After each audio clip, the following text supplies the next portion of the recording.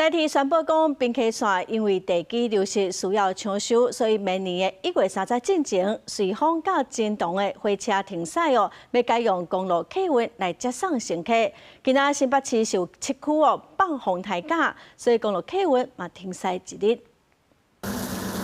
拖拉机载阮头少沿铁基路慢慢仔行，怪手嘛趁雨势，即马较细，较紧来抢修。10月后半个月的大水雨，造成代替北溪线蒙古站到岭卡站之间的路基流去，铁基路会较变无物件。蛮严重哦，它长度大概有70米，它落差大概30多米，整的沿岸线都崩掉了，因为它下面是石头坡啦，所以说整个泥土上面的泥土都滑掉了。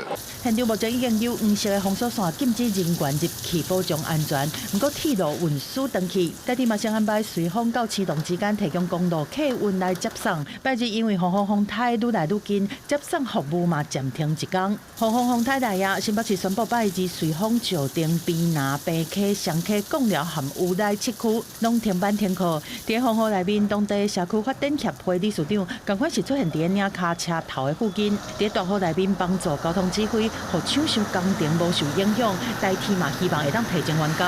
所以我们先看一下，因为它好大雨，那个公路的路况有问题，所以今天暂停。我们是预计1月30号啦，但是能够提早当然是更好啦。受到风台外围环流含东北季风的强破效应，新北市府的气象团队暗算拜日是对新北市的影响上大。新北市规工拢会伫咧风雨内面，高区的强阵风有可能会到8级以上，请民众千万袂当大意。